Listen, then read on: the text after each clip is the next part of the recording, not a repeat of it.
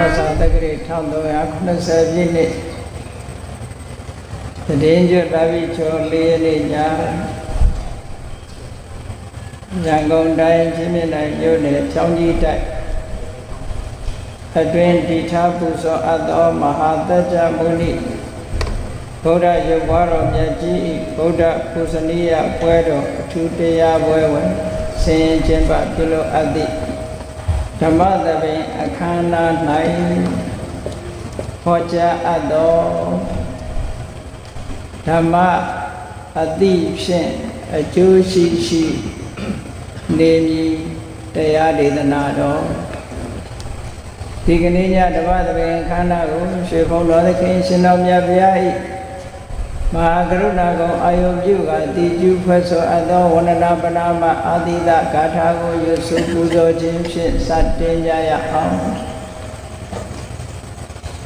ယောကပ္ပကောတိဟိပိယပမေယံကာလံကရောတောတိတုကရာနိခေရံကတောလောကဟိတယာနာထောနမောမဟာကရုဏိကသတတ္တယောနာအထောဝိလျာများစွာတတ္တဝါဤချမ်းသာစေပွားလိုလားတောင်းတကုန်ပေါင်းခါသည်ဖြင့်နာထမြညာခြင်းရှင်တော်မြတ်ဖရာသည်ကပ္ပကောတိဟိပိဂရေကဘာအရေအတွက်သင်္ချာတို့ဖြင့်တော်လဲအဘယ်မေယံရေအတွက်တိုင်းတာဖော်ပြခြင်းငါမစွမ်းနိုင်ပါသောကာလလေးအတင်ချေသိမ့်နေကဘာရှိကြသောကာလပတ်လုံးလောကဣဒယတတလောကဤအကျိုးစီးပွားအလို့ငါအတိဒုက္ခရာနိဥစ္စာအသက်ချင်တဲ့အင်္ဂါမေတ္တာကြီးမှသမိတာနှင့်တထာဇနီဆွန်ခြင်းကြီးဟုကျက်တိထဝေ90အစုအလုံးခဲရသောမူရောကိုကရွန်တော်ဖရာဖြစ်ရန်ဤတန်ကျုပ်ကိုအထုတော်မူရသည်ဖြစ်၍ခေရလက်ချေမျက်လုံးအသက်ဆုံးရဲ့နှလုံးစိတ်ဝံကိုရောဤပြမန်းခြင်းတို့ကတောဘဝတဏ္ဍချိန်ခါများစွာရောက်တော်မူခဲ့ရရှာလေသည်မဟာကရုဏီကတတ္တဝါများရင်ဝေတာကဲ့သို့တနာချစ်ခင်မဟာကရုဏာရှင်ဖြစ်တော်မူသောတတနာတတဝိနည်းများစွာတတ္တဝါဤချမ်းသာစေပွားလိုလားတောင်းတအကုန်ပေါင်းခါသည်ဖြင့်နာထအမြညာထိုရှင်တော်မြတ်ဗျာအားနမောယုတိပြောင်းပြောမှန်ကိုလျော်ဖြင့်ကရောယုကျုရှိခိုးခြင်းသည်အထုဘဝတုစင်စစ်မသွေဖြစ်ပါစေတည်း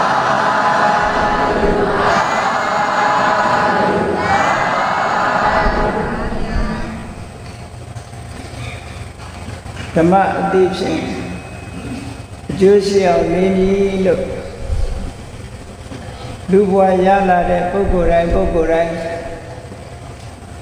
မိမိတို့ဘဝမှာနေထိုင်တဲ့အခါအကျိုးရှိအောင်နေတတ်ဖို့အမတ္တမအရေးကြီးပါတယ်အကျိုးဆိုတာဒိဋ္ဌဓမ္မိကအဋ္ဌမျက်မှောက်ဘဝမှာရတဲ့အကျိုးကတစ်မျိုးတံပရာယိကထလို့ခေါ်တဲ့တမလွန်ဘဝမှာရတဲ့အကျိုးလို့စာပေကျမ်းကများမှာဒီလိုအကျိုးနှမျိုးကိုသတ်မှတ်ပြထားတာရှိတယ်အဲ့ဒီမဲ့မျက်မှောက်ဘဝမှာရရှိနိုင်တဲ့အကျိုးဆိုတာဒီဘဝမှာရှိတဲ့ဥစ္စာရတာလည်းအကျိုးတစ်မျိုးပဲယာတုဂုံသိဌာနန္တရရတာလည်းအကျိုးတစ်မျိုးပဲထူးခြားတဲ့ဂုဏ်အည်သွေးတွေရတာလည်းတစ်မျိုးပဲစီးပွားဥစ္စာရတာလည်းပဲတစ်မျိုးပဲချမ်းချမ်းသာသာနေဖို့အခွင့်အရေးတွေရလာတာလည်းပဲဒီဘဝရဲ့အကျိုးလို့ဒီလိုပြောရဓမ္မလွန်ဘဝအကျိုးဆိုတာကြတော့လူတိုင်းဟာဒီဘဝမှာဆုံးသတ်ကြမှာမဟုတ်သေးလို့ရှိရင်နောင်ဓမ္မလွန်ဘဝဆိုတာရှိနေသေးသည့်အတွက်ကြောင့်ဒီဘဝအရေးတွေမစဉ်းစားဘဲနဲ့နောက်ဘဝအရေးကိုလည်းပဲစဉ်းစားရမယ်တဲ့နောက်ဘဝအရေးအတွက်လည်းရှိတဲ့အကြောင်းတရားများ ရှိအောင်လုံးမကောင်းတဲ့အကြောင်းတရားတွေမိမိတဏ္ဍာမှာရှိမှနောက်ဘဝမှာကောင်းကျိုးချမ်းသာရနိုင်တယ်လို့ဒိဋ္ဌဓမ္မိကအဋ္ဌမြေမောဘဝမှာရမယ့်အကျိုးတံပရာယိကထလို့ခေါ်တဲ့တမန်တော်ဘဝမှာနောက်ဘဝမှာရနိုင်တဲ့အကျိုးတဲ့အဲ့ဒီအကျိုးနှမျိုးလုံးရရှိအောင်ဓမ္မအတိနဲ့နေဖို့လိုတယ်လို့အဲ့ဒါလို့ဓမ္မအတိနဲ့ဓမ္မအတိဆိုတာဒီနေရာမှာဓမ္မဆိုတာအမှန်အမှားကိုခွဲခြားသိနိုင်အောင်ဟောပြောထားတဲ့ဘုရားမြတ်စွာရဲ့ဆုံးမသွန်သင်ချက်ကိုလည်းဓမ္မလို့ခေါ်လို့ရတယ်။ကောင်းဆုံးနှမျိုးကိုပေးတတ်တဲ့သဘာဝတရားတွေရဲ့အကျိုးအကြောင်းအဆိုးအကောင်းကိုသိတာလဲဓမ္မကိုသိတယ်လို့ဒီလိုပြောရမယ်။အေးဓမ္မအသိနဲ့ဘဝမှာအကျိုးရှိရှိနေဖို့ဘာဖြစ်လို့လို့ဆိုလို့ရှိရင်လောကမှာဘဝတစ်ခုရလာတဲ့အခါမှာနေပုံထိုင်ပုံကအမျိုးမျိုးရှိတယ်ကောအကျိုးရှိတဲ့နေနည်းရှိတယ်လို့မိမိတဏ္ဍာမှာအကျိုးမဲ့စေတတ်တဲ့နေနည်းရှိတယ်အချို့သောနေနည်းကပစ္စုပန်မှာတော့ကောင်းပါရဲ့ဓမ္မတော်ဘဝမှာမကောင်းတဲ့နေနည်းမျိုးလည်းရှိတယ်ပစ္စုပန်တန္တရာနှစ်ဖြာလုံးအကျိုးရှိမဲ့နေပုံနေနည်းမျိုးကိုဘုရားမြတ်စွာကဆုံးမဩဝါဒပေးပါတယ်အဲ့ဒီလိုနေတတ်ဖို့လို့ဆိုတာလူတွေမှာမျက်စိနှလုံးရှိရတယ်လို့အသိဉာဏ်ကလည်းပဲနှမျိုးရှိဖို့လိုအပ်တယ်တဲ့ဘုရားမြတ်စွာကအန္တသုတ်တံမှာဒိစက္ခုမျက်စိနှလုံးရှိတဲ့ပုဂ္ဂိုလ်အကောင်းဆုံးပုဂ္ဂိုလ်လို့ဒီလိုဟောထားတာရှိတယ်မျက်စိနှလုံးဆိုတာလူတိုင်းမှာမျက်စိဟာတစ်လုံးနဲ့မဟုတ်ဘူးနှလုံးရှိကြတယ်အသိဉာဏ်ကလည်းပဲထို့တူနှလုံးရှိရမယ်နှလုံးရှိတယ်ဆိုတာနှစ်ဖက်မြင်ရမယ်လို့တစ်ဖက်သက်မမြင်ရဘူးလို့ဒီလိုဆိုလို့အဲ့တော့နှစ်ဖက်ဆိုတာမြတ်စွာဘုရားကရှင်းပြတယ်လူလောကလူရည်လို့ဖြစ်လာတဲ့အခါမှာမရသေးတဲ့စည်းစိမ်ဥစ္စာတွေကိုရဖို့ရလာတဲ့စည်းစိမ်ဥစ္စာတွေတည်မြဲဖို့တည်မြဲပြီးသားစည်းစိမ်ဥစ္စာတွေတိုးတက်ဖို့သိမြင်တတ်တဲ့အသိဉာဏ်ဆိုတဲ့မျက်စိတစ်လုံးနဲ့ရှိဖို့လိုတယ်ဒါဒီဘဝကောင်းကျိုးအတွက်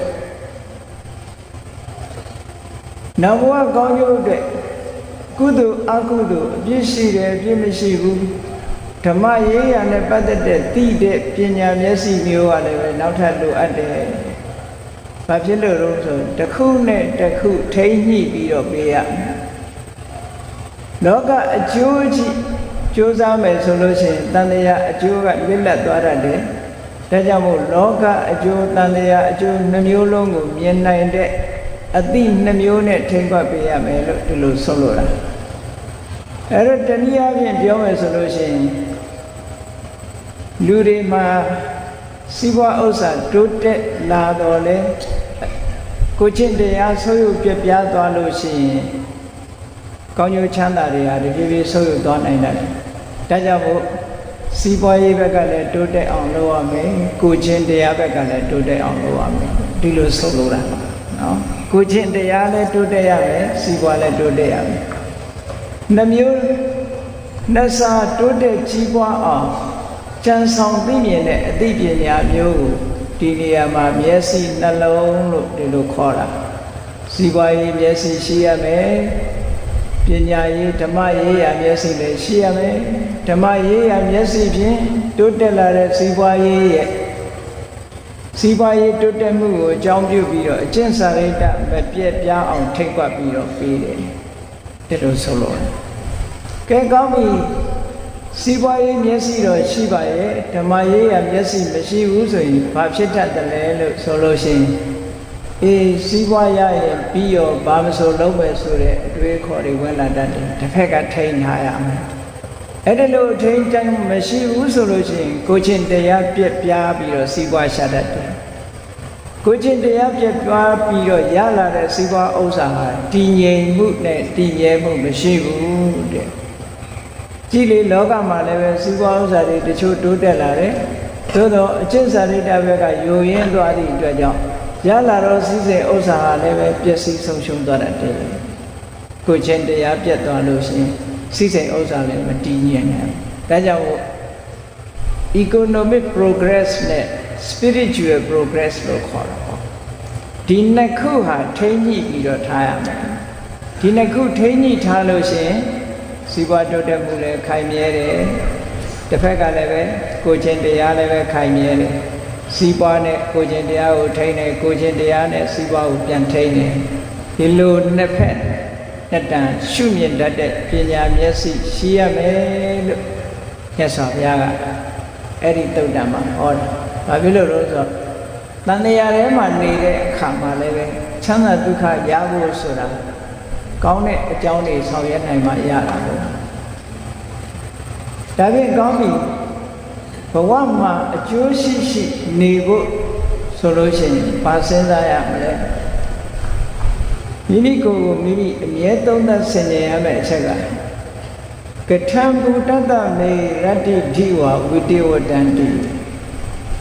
ဘယ်လိုနည်းနဲ့နေ့တွေရက်တွေငါအဖို့ကုန်းနေတယ်လဲဆိုတာလူတိုင်းတွေးတယ်ငါတနေ့တာအချိန်ကုန်သွားတယ်လူဘဝလူတိုင်းဟာရက်နေတာမဟုတ်ဘူးလူဘဝရလာတဲ့နေရာတွေတရက်ပြီးတရက်အချိန်တွေကဖြတ်ကျော်လာခဲ့တာဖြတ်ကျော်လာခဲ့တာတနှစ်သားကနေပြီး10နှစ်သား10နှစ်သားကနေအနှစ်20ကနေ30 40 50ဒီလိုဖြတ်လာခဲ့အဲ့ဒီဖြတ်လာခဲ့တဲ့ဖြတ်တန်းလာခဲ့တဲ့နှစ်တွေဖြတ်တန်းလာခဲ့တဲ့လတွေဖြတ်တန်းလာခဲ့တဲ့ရက်တွေဖြတ်တန်းလာခဲ့တဲ့နာရီတွေမှာဘယ်ပုံဘယ်နည်းကအချိန်ကုန်ခဲ့တယ်လေဒါကိုပြန်စဉ်းစားရမယ်ဘုရားမြတ်စွာကကထံဘူတတဘယ်လိုနည်းဘယ်လိုအခြေအနေနဲ့ရတ္တိဓိဝနေ့တွေညတွေဟာဝါရက်တွေဟာဝိတိဝတ္တတိငါမှာကုန်လွန်ခဲ့တယ်လေဆိုတာစဉ်းစားပါစဉ်းစားလိုက်ရင်အဖြေဆိုတာထွက်လာတတ်တယ်ဟောအကျိုးရှိရှိအချိန်ကုန်နေတာလားအကျိုးမဲ့အချိန်ကုန်နေတာလားလောကရဲ့စီးပွားရေးတွေအတွက်အချိန်ကုန်နေတာလားဓမ္မရေးရတဲ့အချိန်ကုန်တာလားဆိုတော့ကိုယ်အချိန်ကိုဇရာညှိပြီးတော့ကြည့်လိုက်လို့ရှိရင်အချိန်ကိုဘယ်ပုံပဲနည်းအသုံးချနေတယ်ဆိုတာအဖြေတွေ့လာမှာပဲအဲ့ဒီအဖြေတွေ့လာတဲ့အခါမှာခုနကလိုလောကအကျိုးတန်တရားအကျိုးဒီဘဝအကျိုးနောက်ဘဝအကျိုးဒီအကျိုးနှမျိုးလုံးအကျိုးရှိရှိကုန်ဖို့အရေးကြီးတယ်လို့ဒီလိုဆိုနေပစ္စုပန်အကျိုးတစ်ခုတည်းတင်လုံးပန်းပြီးတော့နေလို့ရှိရင်တန်တရားအကျိုးကလင်းဟင်းသွားတယ်တော့မကောင်းတဲ့ဘဝရောက်သွားလို့ရှိရင်ဒီဘဝချမ်းသာတော့လဲနောက်ဘဝမှာနှစ်တာဆုံးရှုံးသွားနိုင်တယ်ဒါကြောင့်နှစ်ဖက်စလုံးညှိပြီးတော့ကိုယ်အမြင်နှမျိုးနဲ့ကြည့်ပြီးတော့နေ့ရက်တွေကိုကုံဆုံးစေရမယ်ဒါနေပုံနေနည်းတစ်ခုပဲအဲ့တော့လောကမှာလူတွေနေကြတယ်ကုသိုလ်ရအောင်နေပြီးဘယ်လိုနေမလဲဆိုတော့ပြုပြင်ပေးဖို့လိုအပ်တယ်ပထမနံပါတ်1ကကုသိုလ်ရအောင်အကျိုးရှိအောင်လုပ်ဖို့ဆိုတာအကျိုးဆိုတာကောင်းကျိုးချမ်းသာတွေရဖို့အတွက်လိုအပ်တယ်အဲ့တော့ကောင်းချမ်းသာတွေရဖို့အတွက်အချက်၄ချက်နဲ့ကိုယ့်ရဲ့စိတ်ဆွမ်းအားတွေကိုလေ့ကျင့်ပေးရမယ်အချက်1ကဘာလို့ဆိုလို့ရှိရင်ငါစိတ်ထဲမှာငါတန်တန်မှာဒီဘဝရလာတဲ့ချိန်မှာကုသိုလ်စိတ်များများဖြစ်စေရမယ်ဆိုတဲ့အချက်ဘာဖြစ်လို့ကုသိုလ်စိတ်များများဖြစ်ရမလို့ဆိုကုသိုလ်ဆိုတာအဆိုးတရားတွေကိုဖယ်ရှားပြီးကောင်းကျိုးတရားတွေကိုဖော်ဆောင်ပေးနိုင်တဲ့သဘောဒါကြောင့်မို့လို့ကုသလကုသိုလ်ကုဆိုတာအဆိုးတရားတွေကိုတလဖယ်ရှားပြနိုင်တဲ့စွမ်းအားရှိတဲ့သဘာဝတရားမျိုး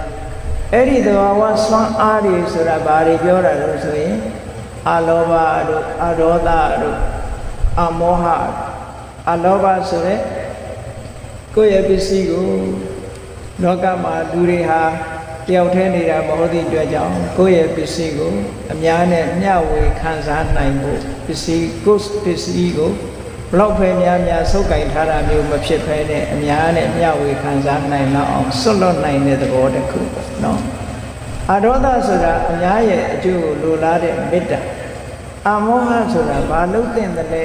လုံးသင့်သလားမလုံးသင့်ဘူးလားသိတဲ့အသိပညာမျိုးအဲ့ဒီသဘောဝတရားတွေအဆိုးတရားတွေကိုဖယ်ရှားနိုင်တာဖြစ်လို့ကုသိုလ်လို့ခေါ်တယ်အဲ့ဒီကုသိုလ်တရားတွေကိုယ်တဏ္ဍာမှာဖြစ်အောင်လုပ်ရမယ်ငါတဏ္ဍာမှာဖြစ်စေရမယ်တတ္တာတရားတွေဖြစ်စေရမယ်သီလတရားတွေဖြစ်စေရမယ်သမာဓိစွမ်းအားတွေဖြစ်စေရမယ်အကောင်းဆုံးအကြောင်းကျိုးကိုခွဲခြားသိနိုင်တဲ့အသိပညာစွမ်းအားတွေကိုယ်တဏ္ဍာမှာရင့်တန်ထွားကြိုင်စေရမယ်လို့စိတ်ထဲမှာဆုံးဖြတ်နဲ့အဋိဋ္ဌံချက်တစ်ခုလုပ်ရမယ်ဒါကိုစာပေကနိယမိတကုသိုလ်စိတ်သာဖြစ်အောင်လုပ်မယ်အကုသိုလ်မဖြစ်စေရဘူးလို့ဆိုတဲ့စိတ်ကို determination ပေါ့စိတ်ကိုဆုံးဖြတ်ပြီးတော့အဲ့ဒါလို့လုပ်ရမယ်လို့ဆိုတယ်အဲ့ဒါလို့စိတ်ကိုစောင့်ကြည့်ထားလိုက်လို့ရှိရင်တတိထားတတ်လာပြီးတော့ကိုယ်စိတ်ဟာကုသိုလ်ဖြစ်ဖို့ပဲကိုဥလှဲ့လာနောက်တစ်ခုကဘာလို့ဆိုလို့ရှိရင်ကုသိုလ်စိတ်ဖြစ်ဖို့အတွက်နောက်တစ်ခုလိုအပ်ချက်ကဘာလို့ဆိုရင်သမုဒ္ဒါဆိုင်အလေးအကျင့်ရနေအောင်ကျင့်ကြံကြုတ်ကုန်ဆိုတော့ဘယ်နဲ့အေးရထားရင်ဘုရားအရင်ရှိခိုးမယ်မျက်နှာသိမယ်ဘုရားရှိခိုးမယ်အလေးကျင့်တစ်ခုလောက်ဘုရားရှိခိုးပဲမနဲ့စာမစားဘူးအေးရထားတာနဲ့ဘုရားရှိခိုးမယ်ဘုရားကိုအာရုံပြုမယ်ကုသိုလ်စိတ်ဖြစ်အောင်လုပ်မယ်သို့မဟုတ်မေတ္တာပို့မိမိအိမ်သူအိမ်သားတွေကနေစပြီးတော့မိမိပတ်ဝန်းကျင်မှာရှိတဲ့တ attva တွေချမ်းသာဒုက္ခရကြပါစေစီးပွားဥစ္စာတိုးတက်ကြပါစေစသဖြင့်မေတ္တာပို့ကုသိုလ်စိတ်ဖြစ်အလေးအကျင့်တစ်ခုလုပ်ပေးရမယ်လို့ဆိုတယ်ဒါကိုသမုဒ္ဒါစိတ်နာလို့ပြောတာဘယ်ပဲဖြစ်ဖြစ်လေ့ကျင့်ခန်းဆိုတာလုပ်ကြတယ် physical exercise ဆိုမနေ့စောစောလမ်းလျှောက်တဲ့ပုဂ္ဂိုလ်တွေကျန်းမာရေးလေ့ကျင့်အောင်ဆိုမနေ့မှန်လမ်းလျှောက်ကြဒါလေ့ကျင့်ခန်းလုပ်တာအဲ့ဒီလေ့ကျင့်ခန်းလုပ်တယ်လို့ပဲလေ့ကျင့်ဘဝမှာအကျိုးရှိဖို့အတွက်ကုသိုလ်ရေးရတယ်လေ့ကျင့်ခန်းလုပ်နေရမယ်လို့ဆိုတယ်မနေ့အချိန်မှာငါဘာလုပ်မယ်နေ့လယ်အားတဲ့အချိန်မှာဘာလုပ်မယ်ညဘာလုပ်မယ်ဆိုတဲ့အချိန်အခါအားလျော်စွာမိမိတဏ္ဍာမှာကုသိုလ်စိတ်တွေဖြစ်ပွားစေရမယ်အိမ်ရှင်မတွေဆိုလို့ရှိရင်ဥပမာပဲသမင်းချက်ရင်ဟင်းချက်ရင်လည်းပဲကုသိုလ်စိတ်ဖြစ်အောင်စောင့်တည်ရမယ်ငါချက်ထားတယ်ဟင်းငါချက်ထားတဲ့သမင်းစားပြီးတော့ဝမ်းမြောက်ဝမ်းသာဖြစ်ကြပါစေပျော်ရွှင်ကြပါစေမေတ္တာထားတယ်အလုံးချမ်းသာကြပါစေအများအတွက်ဆောင်ရွက်ပေးတဲ့စိတ်စေတနာဒါမေတ္တာဆိုတာဘယ်နေရာမှာထားဘယ်နေရာမဆိုထားလို့ရတယ်မေတ္တာနဲ့တဏှာနဲ့မတူဘူးเนาะအရာထဲမှာတော့မေတ္တာနဲ့တဏှာကိုရောထွေးပြီးတော့သုံးတယ်မေတ္တာဆိုဒီမှာမိတ်ဆွေရဲ့စိတ်ဓာတ်ကိုမေတ္တာလို့ခေါ်တယ်ဒါမို့မေတ္တာဆိုတဲ့စကားလုံးကမိတ္တဆိုတဲ့ပုဂ္ဂလာမိတ္တတာအေးတာမေတ္တာမိတ္တတာမိတ်ဆွေတငယ်ချင်းဤအေးတာစိတ်ဓာတ်ဒီဖြစ်ပေါ်လာတဲ့ဥစ္စာတွေဒါကြောင့်မေတ္တာမိတ်ဆွေရဲ့စိတ်ဓာတ်မိတ်ဆွေရဲ့တဏ္ဍာမှာဖြစ်ပေါ်လာတဲ့သဘာဝတရားမျိုးကိုမေတ္တာအဲ့တော့မိတ်ဆွေရဲ့တဏ္ဍာမှာဘာဖြစ်တုံးဆိုလို့ရှိရင်ကောင်းကျိုးလိုလားတဲ့စိတ်တွေဖြစ်တယ်လေမိမိနဲ့ခင်မင်နဲ့တငယ်ချင်းတွေကြီးပွားစေခြင်းနဲ့တိုးတက်စေခြင်းနဲ့ကြီးပွားတဲ့တိုးတက်တဲ့ကြားရင်ဝမ်းသာတယ်ဒီစိတ်ဓာတ်မျိုးဟာရန်သူပေါ်မှာထားတဲ့စိတ်ဓာတ်မျိုးမဟုတ်ဘူးအားလုံးပေါ်မှာအဲ့ဒီလိုမိတ်ဆွေစိတ်ဓာတ်ပွားနိုင်အောင်လုပ်ထားမေတ္တာထားနိုင်တယ်လို့ပြောတယ်နော်အဲ့တော့မေတ္တာဆိုတာရင်ထဲနှလုံးထဲမှာအမုန်းတရားတွေကိုဖယ်ရှားပြီးတော့အကျိုးလိုလားတဲ့စိတ်ဓာတ်မျိုးမေတ္တာအဲ့တော့မေတ္တာပွားမယ်ဆိုလို့ရှိရင်ဘယ်ချိန်မှဆိုပွားလို့ရဆိုပါစို့မေတ္တာကလည်းပဲ တကယ်ကတော့မေတ္တာစိတ်ဆိုတာမနောကံစိတ်ကလောက်ရမယ်ဟာပေါ့စိတ်ကလောက်ပြီးတော့ခန္ဓာကိုယ်နဲ့ပြရတဲ့ကာယကံမေတ္တာမျိုးလည်းရှိတယ်ဝစီကံနဲ့ပြရမယ်နှုတ်ကနေပြောရမယ်ဝစီကံမေတ္တာမျိုးလည်းရှိတယ်မနောကံမေတ္တာဆိုတာစိတ်ထဲကတ attva တွေချမ်းသာကြပါစေဝစီကံမေတ္တာဆိုတာတဦးနဲ့တဦးအကြံဉာဏ်ပေးတယ်ကောင်းတဲ့အကြံဉာဏ်ပေးတယ်ဟာဒီလမ်းတော့မသွားနဲ့ဒီလမ်းမှာအန္တရာယ်ရှိတယ်ဟာဒီနေရာတော့မနေသေးဘူးဒီလုပ်တော့မလုပ်တဲ့ဘူးဒီလုပ်လို့ရင်ပိုကောင်းတယ်ဟောအကြံဉာဏ်ပေးတယ်ဒါဝစီကံမေတ္တာလို့ခေါ်တယ်မေတ္တာစိတ်အကြံကောင်းဉာဏ်ကောင်းတွေပေးတယ်ဝစီကံမေတ္တာ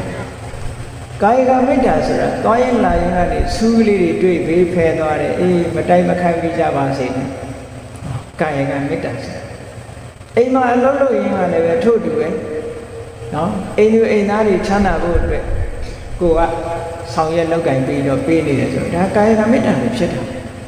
တော့ကာယကမေတ္တာဖြစ်တယ်ဝစီကမေတ္တာဖြစ်တယ်မနောကမေတ္တာဖြစ်တယ်ဟောမေတ္တာကံနေနဲ့နေပြီဆိုလို့ရှိရင်ခုနကကုသိုလ်နဲ့နေတာပဲအကျိုးရှိတဲ့နေဒီကတော့ဒီလိုပြောဝေယဝိသလုံးရင်ဘယ်နေရာမှာပဲဖြစ်ဖြစ်စိတ်ဓာတ်ကိုဖြူစင်အောင်ထားပြီးတော့နေမယ်ဆိုလို့ရှိရင်ကောင်းကျိုးချမ်းသာတွေကဖြစ်ပွားစေတာအချိန်ဆိုတာရွေးเสียမလို့အခါဆိုတာလည်းရွေးเสียမလို့ဘယ်နေရာမှာပဲဖြစ်ဖြစ်မိမိစိတ်ကလေးကညွတ်ပြီးတော့နေတာဒါကြောင့်မလို့ငါတဏ္ဍာမှာကုသိုလ်တွေပဲများများဖြစ်စေရမယ်မြင်မြင်နဲ့များမေတ္တာပွားနိုင်ရမယ်လို့နိမိတလို့ဆိုတဲ့ determination နောက်တစ်ခုကပရိနာမအမြဲတမ်းကိုယ်စိတ်လေးကကောင်းတဲ့ဘက်ကိုညွတ်နေအောင်လေ့ကျင့်ပေးရဆိုပါစို့ကောင်းတဲ့ဘက်ညွတ်နေအောင်ဆိုလို့ရှိရင်တယောက်တည်းမှာအေးအေးဆေးဆေးနေမိပြီဆိုလို့ရှိရင်ဘာတွေအတွေးများတယ်လဲကိုယ့်ကိုယ်ချက်ကပ်လုပ်ကြည့်နော် mental check up ပေါ့ကိုစစ်ဆေးကြည့်အဲ့တော့ကိုယ်စိတ်လေးဟာကောင်းတဲ့ဘက်ပဲညွတ်နေစေရမယ်မကောင်းတဲ့ဘက်အညွတ်များနေလို့ရှိရင်ကောင်းတဲ့ဘက်ကိုညွတ်စေရမယ်လို့ဆိုပြီးစိတ်ကလေးကိုအမြဲတမ်းကောင်းတဲ့ဘက်ကိုဥလှည့်ပေးနေရမေတ္တာပွားဖို့ဥလှည့်ပေးရမယ်ကောင်းကျိုးချမ်းသာလိုလားတဲ့စိတ်တွေဖြစ်ပွားဖို့ဥလှည့်ပေးရမယ်ကုသိုလ်တရားရဖို့ဥလှည့်ပြီးတော့ပေးရမယ်ဒါလေ့ကျင့်ပေးလို့ရှိရင်ဖြစ်လာတယ်နောက်တစ်ခုကတော့နှလုံးသွင်းတရားနှလုံးသွင်းဆင်ခြင်မှုကအလွန်အရေးကြီးတယ်ဒါကြောင့်မို့ဘုရားမြတ်စွာကဒီနှလုံးသွင်းဆင်ခြင်တာကိုယောနိသောမနတိကာရ wise attention နော်မှန်မှန်ကန်ကန်စဉ်းစားတာအသိဉာဏ်နဲ့စဉ်းစားတာလိမ္မာပန်းတတ်စွာစဉ်းစားတတ်တာဒါကိုယောနိသောမနတိကာရလို့ခေါ်တယ်ဘယ်ကိစ္စပဲဖြစ်ဖြစ်ယောနိသောမနတိကာရမထားနိုင်လို့ရှိရင်ကုသိုလ်ရကြမှာရကုသိုလ်လုပ်နေတောင်မှကုသိုလ်မရတတ်ဘူးတဲ့ကုသနာမှာကုသိုလ်ဖြစ်အောင်ဟာယောနိသောမနတိကာရရှိရမယ်ဒါကြောင့်မို့စာပေကျမ်းဂန်မှာယေကေစိကုသလဓမ္မာသဗ္ဗေတိယောနိသောမနတိကာရမူလကကုသိုလ်မှန်တယ်မြတ်ယောနိသောမနတိကာရပေါ်မှာအခြေခံတယ်လို့ဒီလိုမြတ်စွာဘုရားဟောတယ်အဲ့တော့ယောနိသောမနတိကာရဆို wise attention ပဲ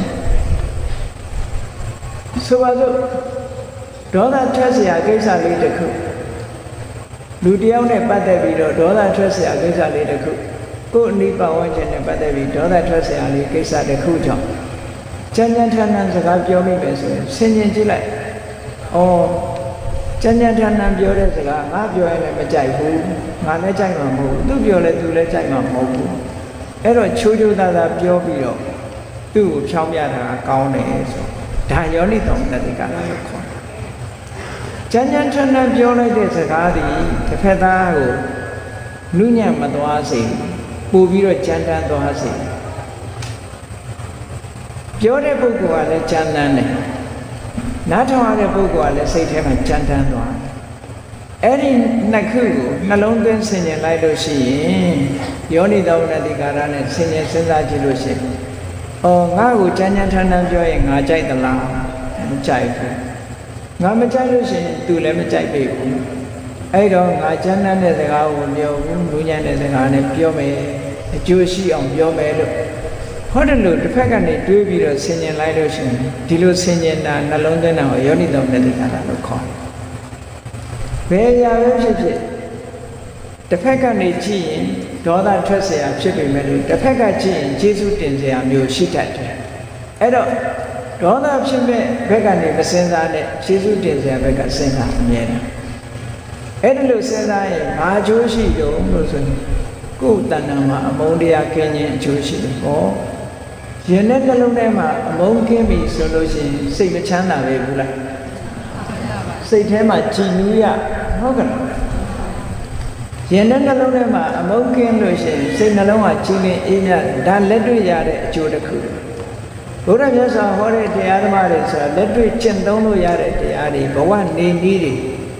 way of life လို့ခေါ် the way of life ဘဝတစ်ခုကဘယ်ပုံပဲနည်းနေရမယ်ဆိုတာမြတ်စွာဘုရားကဟောတာဒီတိုင်းကြောင့်မလို့ကုသိုလ်ဖြစ်ဖို့ရအတွက်ဟောဒီအချက်၄ချက်ဟာအရေးကြီးတယ်တဲ့စိတ်ကို determination တန်ဋိဌာန်ချထားရမယ်ကုသိုလ်ပဲဖြစ်အောင်လုပ်မယ်လို့တန်ဋိဌာန်ချထားရမယ်အမြဲတမ်းကုသိုလ်ဘက်ကိုစိတ်ညွတ်ထားရမယ်လေ့ကျင့်ခိုင်းယူရမယ်ကုသိုလ်စိတ်ကိုအမြဲတမ်းလေ့ကျင့်ပေးရမယ်နောက်တစ်ခုကယောနိသောမနတိကာရဆိုတဲ့မှန်ကန်တဲ့နှလုံးသွင်း wise attention ရှိရမယ်အဲ့ဒါဆိုလို့ရှိရင်အကုသိုလ်တွေနည်းသွားပြီးတော့ကုသိုလ်တွေများလာကုသိုလ်တွေများလာခြင်းအပြင်ဘဝတစ်ခုအရာရာမှာအဆင်ပြေလာပြီးတော့ဒီဘဝမှာလည်းကောင်းကျိုးချမ်းသာတွေရနိုင်တယ်နောက်ဘဝမှာလည်းကောင်းကျိုးချမ်းသာတွေရတယ်နှစ်ဖက်အကျိုးရှိအောင်နေအလုပ်တစ်ခုလုပ်လို့ရှိရင်ပင်ပန်းလာတဲ့အခါအိုးငါကြီးပဲလုပ်တာသူတို့ကတော့အေးအေးဆေးဆေးနေတယ်စိတ်တိုးတယ်ဟောဒီလိုစဉ်းစားလိုက်လို့ရှိရင်ဩငါလုပ်ပေးတာငါတတ်နိုင်လို့ငါလုပ်ပေးတယ်ငါလုပ်ပေးသည့်အတွက်ကြောင့်အများချမ်းသာသွားရင်စိတ်ကြည်နူးရဒီလိုတစ်ဖက်ကစဉ်းစားလိုက်လို့ရှိရင်ငါအများတွေလုပ်ပေးပြီအဲ့ဒါလို့ဟိုဘက်ကစဉ်းစားဒီဘက်ကစဉ်းစားမှန်ကန်တဲ့ဘက်ကတွေးလိုက်လို့ရှိရင်ကုသိုလ်ဖြစ်เสียရှိတယ်နော်မမှန်ကန်တဲ့ဘက်ကတွေးလိုက်လို့ရှိရင်အကုသိုလ်ဖြစ်သွားပြန်တယ်လူရတဏ္ဍာတွေနဲ့ပတ်သက်လို့ရှိရင်လည်းဒီတိုင်းပဲလူရတဏ္ဍာတွေအလူကပုဂ္ဂိုလ်တွေနဲ့ပတ်သက်လာလို့ရှိရင်စိတ်ထဲကနှလုံးသွင်းတတ်ဖို့အရေးကြီးတယ်နော်စိတ်ထဲကနှလုံးသွင်းတတ်ဖို့အရေးကြီးတယ်စိတ်ထဲကနှလုံးမသွင်းတတ်ဘူးဆိုလို့ရှိရင်အကုသိုလ်ဆိုတာဖြစ်လာတယ်ဒါကြောင့်မို့လို့လူပြီးတမ်းပြီဆိုလို့ရှိရင်လေမိမိအနေနဲ့လှူတာဆိုတာကိုယ့်အတွက်လှူတာမဟုတ်ဘူးထိုပုဂ္ဂိုလ်ရဲ့အကျိုးစီးပွားကိုလိုလားလို့လှူတာထိုပုဂ္ဂိုလ်ရဲ့ဖောက်ပြန်မှုကြောင့်ကိုယ်စိတ်ထဲမှာတမျိုးဖြစ်တာမျိုးမဖြစ်စေရဘူးပေါ့ဒါကသူ့ဘာသူဖြစ်တာကိုယ်နဲ့မဆိုင်ဘူးကိုယ်ကကိုယ့်ရဲ့ရင်နဲ့နှလုံးထဲမှာစိတ်ဟာဖြူရှင်တန်ရှင်းရမယ်အဲကြောင့်မလို့ဘုန်းကြီးတို့ဆောင်းမုတ်ကလေးတစ်ခုလောက်တာစိတ်ဖြူစင်အောင်ထားကိုယ့်အတွက်စိတ်ဖြူစင်အောင်ထားစိတ်ဖြူစင်အောင်ထားဆိုတာအများပေါ်မှာကိုကဘယ်တော့မှမကောင်းတဲ့စိတ်နဲ့မလုပ်ဘူးကောင်းတဲ့စိတ်နဲ့ပဲကိုကြီးဆောင်ရဲမယ်စိတ်ဖြူစင်အောင်ထားလောဘတွေလဲအောင်လုပ်မယ်ဒေါသတွေလဲအောင်လုပ်မယ်မောဟဆိုတဲ့အမှန်မသိတဲ့သဘာဝတရားတွေလဲအောင်လုပ်မယ်စိတ်ကိုဖြူစင်အောင်ထားမယ်ကိလေသာအညစ်အကြေးတွေအပူပန်တွေကင်းအောင်နေမယ်စိတ်ဖြူစင်အောင်ထားအများကောင်းမှုကြိုးစားအင်္ဂလိပ်လိုကြတော့ keep your mind pure be good to others keep your mind pure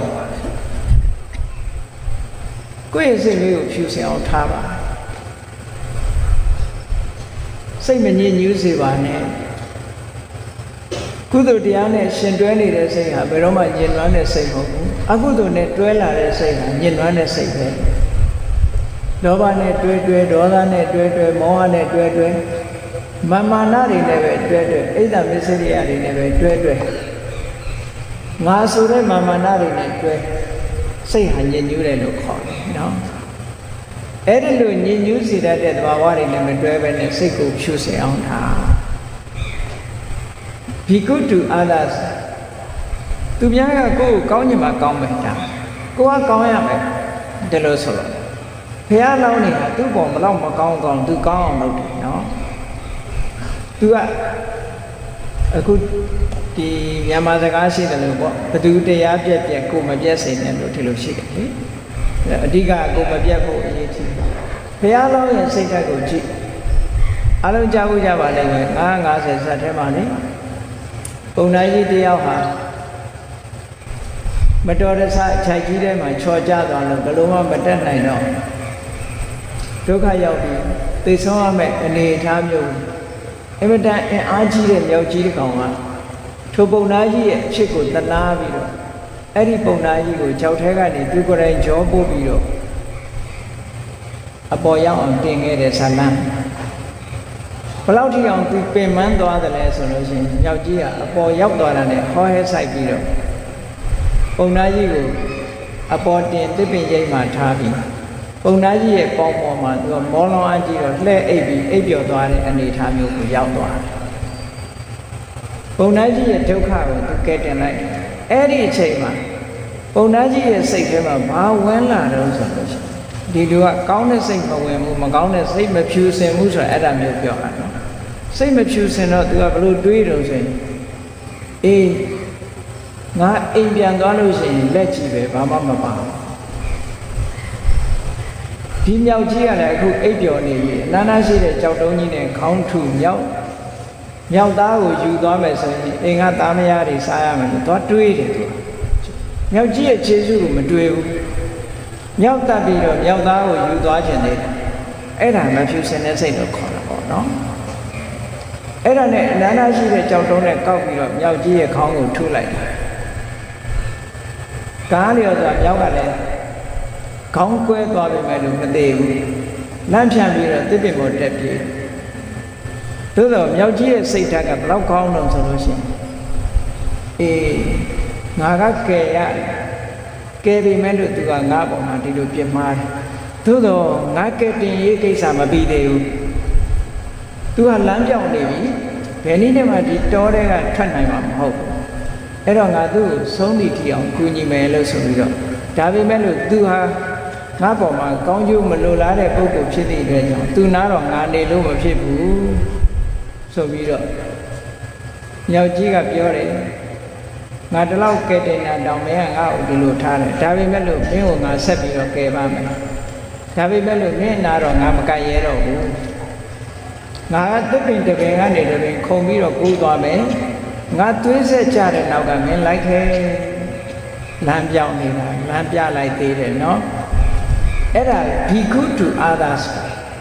ကိုယ့်ပေါ်မကောင်းပေမဲ့ကောင်းတယ်ဆိုတာဘုရားလောင်းစိတ်ဓာတ်ပဲနော်အဲ့ဒီလိုစိတ်ဓာတ်မျိုးဟာဖြူစင်တဲ့စိတ်ဓာတ်လို့ခေါ်တယ်အဲ့ဒီလိုလမ်းပြပြီးတော့ကဲတင်လိုက်ဒါဘဝတစ်ခုပဲဘဝတစ်ခုဒီလိုနေတာလေအေးကောင်းပြီအခုလိုဘဝမှာနေတဲ့အခါမှာထပ်ပြီးတော့ပြောရမယ်ဆိုစီးပွားရေးမျက်စိလည်းရှိဖို့လိုတယ်ဓမ္မရေးရမျက်စိလည်းရှိရမယ်စီးပွားရေးရမျက်စိဖြင့်ဘဝမှာကြီးပွားတိုးတက်ဖို့စီးပွားရှာရလူဆိုတာစီးပွားမရှိရင်မဖြစ်ဘူးစီးပွားရှာရမယ်တရားတဲ့နေရာနဲ့စီးပွားရဓမ္မအတိရှိသည့်အတွက်ကြောင့်နော်ထိုစီးပွားရှာတဲ့နည်းကိုထိန်းတာမကောင်းတဲ့နည်းနဲ့စီးပွားမရှာဘူးကောင်းတဲ့နည်းနဲ့စီးပွားရှာတယ်ကိုချင်းတရားနဲ့စီးပွားရှာနည်းကိုထိန်းထားသည့်အတွက်ကြောင့်ထိုပုဂ္ဂိုလ်ရလာတဲ့စီးပွားသည်ဓမ္မလတ္တတရားသဖြင့်ရတဲ့စီးပွားအဲ့ဒီတရားသဖြင့်ရတဲ့စီးပွားနဲ့ခုနကဓမ္မအတိညာဉ်နဲ့နှစ်ခုပေါင်းပြီးတော့မိမိကိုယ်တိုင်လည်းချမ်းသာအောင်နေတယ်မိမိပတ်ဝန်းကျင်ကိုလည်းချမ်းသာအောင်ထားတယ်မိဘကိုလည်းလှူကျွေးတယ်ဆွေမျိုးသားချင်းတွေကိုလည်းထောက်ပံ့တယ်မိမိကိုယ်ွယ်တဲ့ဘာသာတရားကိုလည်းထောက်ပံ့တယ်ဆိုတဲ့အလုပ်တွေလုပ်တာဒါအကောင်းဆုံးလုပ်တဲ့လုပ်နည်းကဘဝမှာနော်ဘုရားမြတ်စွာဘုရားဒီလိုလမ်းညွှန်ထားတယ်ကဲကောင်းပြီနေ့စဉ်ဘဝတစ်ခုအကျိုးရှိအခြေခံအားဖြင့်အကျိုးရှိအောင်နေတယ်ဆိုတာအကုသိုလ်မဖြစ်အောင်နေ့စဉ်ဘဝလူဖြစ်လာရင်စီးပွားရှာရမှာပဲမရှာလို့မရဘူးနော်စီးပွားရှာရမယ်လူရဲ့လုပ်ငန်းတာဝန်တွေကိုဆောင်ရွက်ရမယ်ဆောင်ရွက်တဲ့အခါမှာစိတ်ဖြူစင်အောင်ထားပြီးဆောင်ရွက်တာကိုဆိုငါလုပ်တဲ့အလုပ်တွေအများအတွက်အကျိုးဖြစ်ပါစေငါလုပ်တဲ့အလုပ်တွေအများအတွက်အကျိုးဖြစ်တဲ့အလုပ်ဖြစ်ရမယ်လို့ ဒီလိုစဉ်းစားပြီးတော့လောက်သွားမယ်ဆိုရင်ဘဝအတွက်အကျိုးရှိအောင်လေကဲတီးတဲ့အကျိုးရှိအောင်အစစ်မြင့်မြင့်လူဆိုတာသူ့အဆင့်နဲ့သူသွားရတာလေအဲ့တော့ဓမ္မအတိနဲ့နေဆိုလို့ရှိရင်ဒီတဲ့အကျိုးရှိတဲ့နေနည်းကားဆိုတာဘာနဲ့နေရလောကမှာနေကြပုံတွေကိုပြန်ပြီးတော့ကြည့်မယ်ဆိုရင်ပညာမဲ့တို့ရဲ့နေနည်းနဲ့ပညာရှိတို့ရဲ့နေနည်းကမတူဘူးပညာမဲ့တဲ့ပုဂ္ဂိုလ်ကတော့ဒီဘဝကောင်းစားရင်ပြီးရောဒီဘဝကောင်းစားပြီးရောဆိုပြီးတော့အကျိုးအကြောင်းအဆိုးကောင်းလည်းမစင်စားဘူးရရင်ရတယ်လို့ဒီပညာမဲ့တဲ့ပုဂ္ဂိုလ်ကြတော့ဘာကိုပဲအာယုံပြုလို့ဆိုရင်စားဖို့တောက်ဖို့ပျော်ဖို့ပါဖို့ကလွှဲရင်ဒီပြင်ဘာမှမစင်စားဘူးဘဝတစ်ခုလေးအတွက်ကိုစဉ်းစားတယ်ပညာနဲ့နေတာကြတော့အသက်ရှင်တဲ့ထဲမှာအသက်မွေးတဲ့ထဲမှာပညာနဲ့အသက်မွေးတာပညာနဲ့အသက်ရှင်တာအကောင်းဆုံးအဲ့ပညာနဲ့အသက်ရှင်တယ်ဆိုတာခုနလိုစဉ်းစားပြီးတော့အသက်ရှင်ဘယ်လိုနည်းနဲ့ငါနေ့ညတွေကုံသွားသလဲဆိုတာကိုယ့်ကိုယ်ကို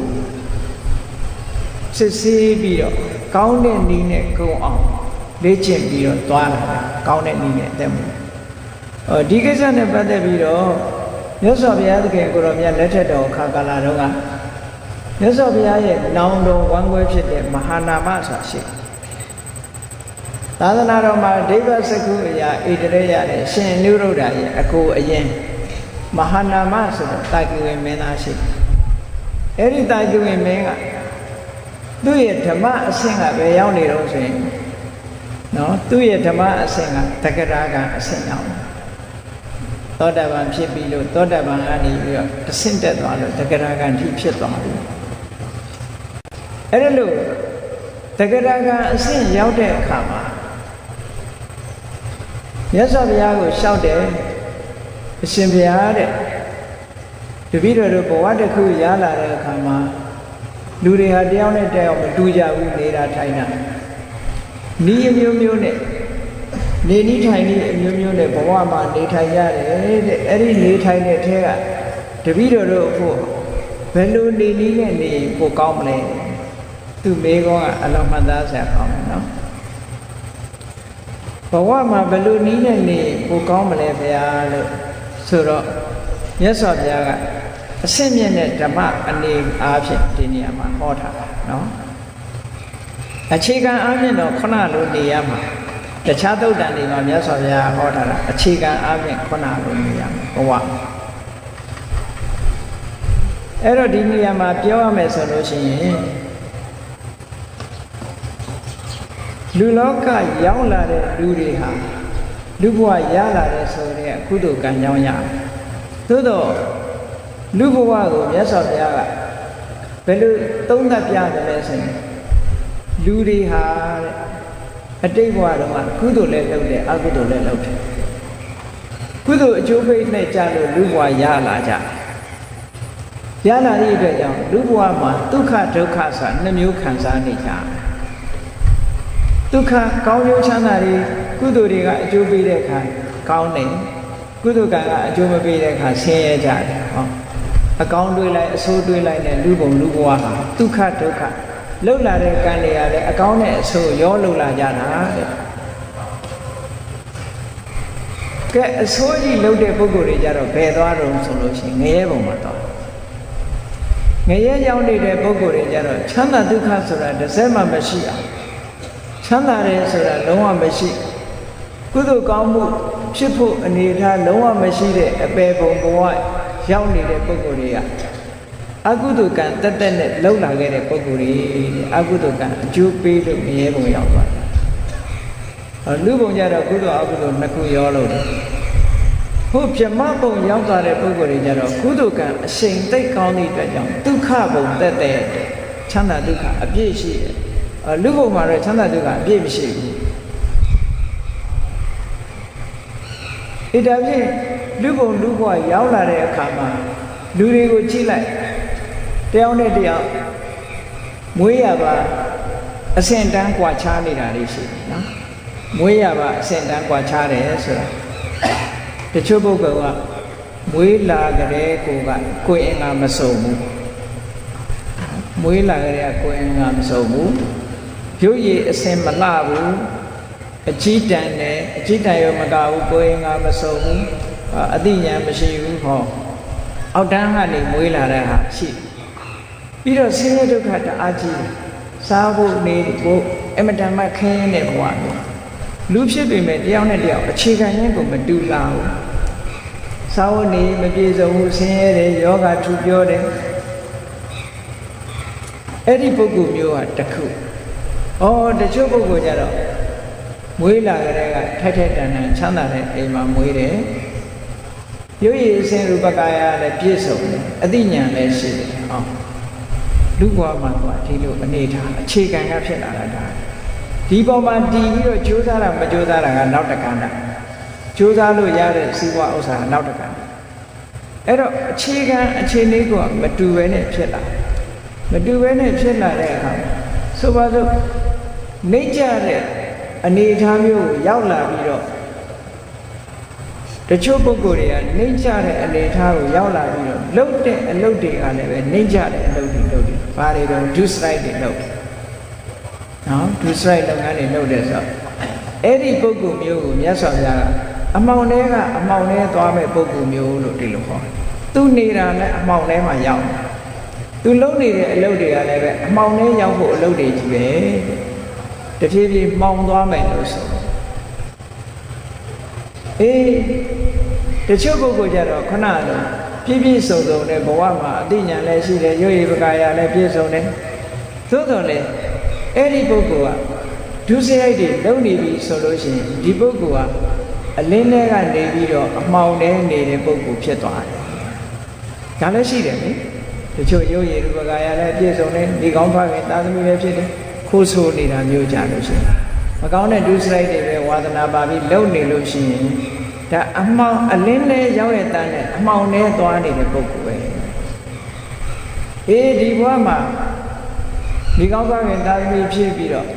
ကိုယ်ရင်ကပြည့်ပြည့်စုံစုံနဲ့ရောက်လာပြီးတဲ့အခါမှာကောင်းတာတွေကြီးပဲလုပ်မယ်ဆိုလို့ရှိရင်အလင်းထဲမှာနေပြီးအလင်းသွားမဲ့ပုဂ္ဂိုလ်အဲ့တော့